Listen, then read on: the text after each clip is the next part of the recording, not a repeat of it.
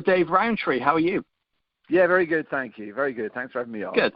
Yeah, not a problem at all. So we're here to have a little chat about a debut single of yours called London Bridge. What can you tell us about the track? Well, it's a track about. Well, what is it a track about? There's a time when I was young when I lived at the number 126 of my road. I used to catch the 126 bus. And the more I thought about the number 126, the more I saw it everywhere. To the end, it became a bit of a thing, like the universe was trying to scream 126 at me. And I knew what was going on. I know that that's the way that the mind works. The mind's a pattern recognizer. It's called confirmation bias. When you see a 126, you go, it's 126. And when you see the number 7, you don't go, well, that's odd. That's the number 7, not the number 126. But just knowing that was what was going on didn't make the effect any less powerful, you see. And it happened again when the band was young in the 90s, late 80s, early 90s, and I was living in central London. Every time I went past London Bridge, sort of odd coincidences would start happening. Nothing remarkable, but just the more that happened, the more it seemed to happen. And again, it's confirmation bias, the brain going, the brain noticing when things happen when you're near London Bridge station, or in the context of London Bridge, and not noticing when things don't happen. So and I thought, looking back on that, I thought that was interesting how just having knowledge of how the mind works doesn't stop the effects of what the mind's doing being any less powerful. It still felt as if the universe was screaming London Bridge at me. Even though I knew it wasn't. I'm not naive about these things. I know these are artifacts of the kind of millions of years of evolution, and they're fundamentally still lizard brain herd animals, and that's what's allowed us to thrive over these years. But and so the takeaway point from that when I was musing was something that's stead me in good stead in later life. That just knowing that your brain is messing with you doesn't stop it messing with you. And I'm somebody who's not. I'm not going to talk about this in the interview, and this isn't what the album's about or anything. But I'm not somebody who's had good mental health throughout my entire life. And just knowing that there's something going on, and trying to understand it and learn more about it is the takeaway point. Isn't the answer. Yeah. In the same way that knowing that confirmation bias is happening doesn't stop confirmation bias happening. When you are suffering from poor mental health, you need to get other kinds of help other than reading books about mental health. Yeah. Otherwise, doctors would never be sick, and psychiatrists would never have psychiatric problems, and dentists would never need to go to the dentist. So that's what London Bridge is about. It's about that kind of that realization that those kind of silly things that happened in the past had implications for me, and that's what the decision was. The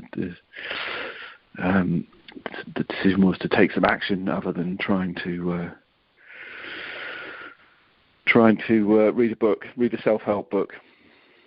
Yeah, absolutely. And this is coming off a bigger body of work, so there's more of you to come. What's the plan? What can we expect to hear from you going forward? Well, I'm putting the finishing touches, the euphemistic finishing touches to an album, which will be released in due course, and I've got some more music coming out beforehand. Hoping to do some live shows. Again, that's all part of the plan. So pretty full on schedule actually. Good. That's great to hear. So, what's it like writing music for yourself compared to writing music for a band? Well, it's when it goes well, it's very, very satisfying. Kind of knowing that you're the originator of the work, most definitely. But I've been doing. This isn't a kind of new experience for me. I've been writing songs since I was a kid.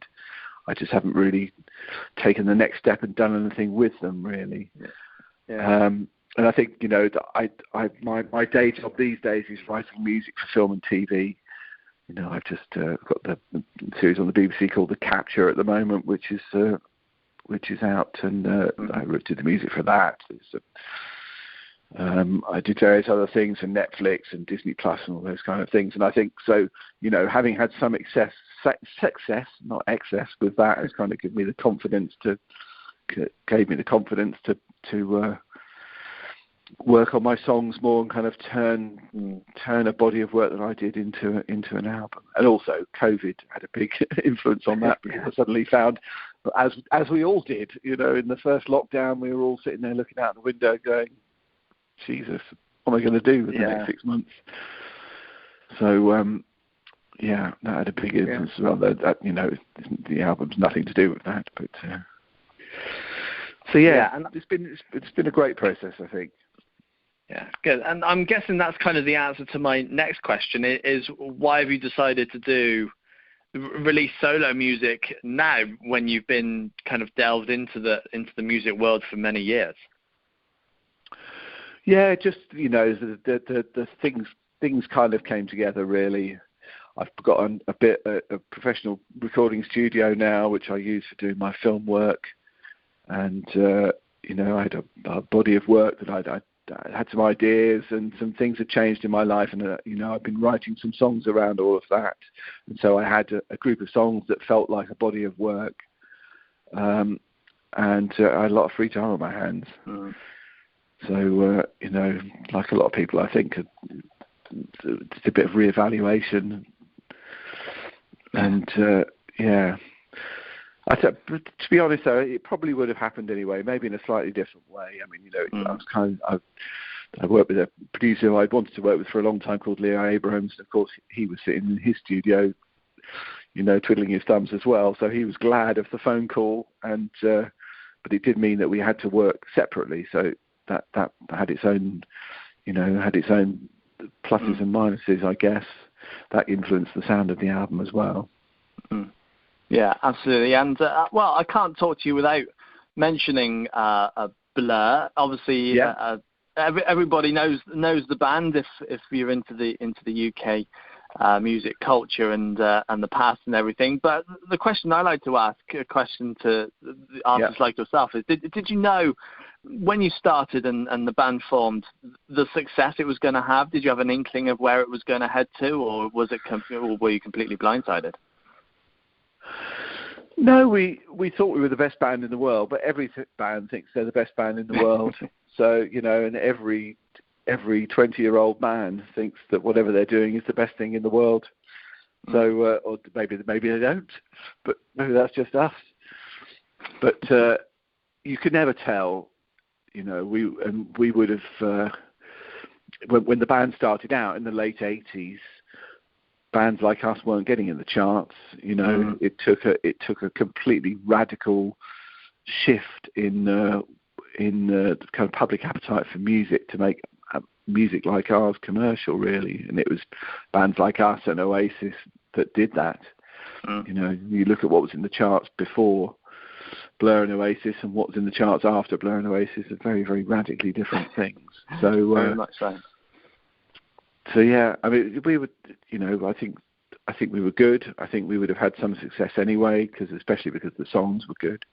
But we could all play as well, and we looked good together. We looked like a band. So we would have had some success, but also we were quite lucky that shift. Had that shift not happened, we would never have got to the success that we did. Yeah, Damon has also said in the past in interviews that a reunion again, because you've been on hiatus for a few years now, is never not a possibility. So have you had discussions? Is there any plans, or for you at the moment is just this solo record and that's it for now?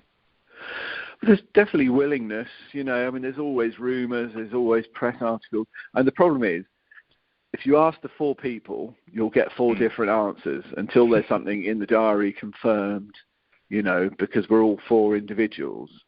So, I can only tell you from me, I would love to do that, absolutely. And if I think that'd be a great thing to do, especially now, especially when we're all emerging, blinking into the sunlight, things are opening up again. I think that would be an absolutely lovely thing to do. So, but I've got nothing to announce, unfortunately. But at least the reunion is more likely than an Oasis reunion.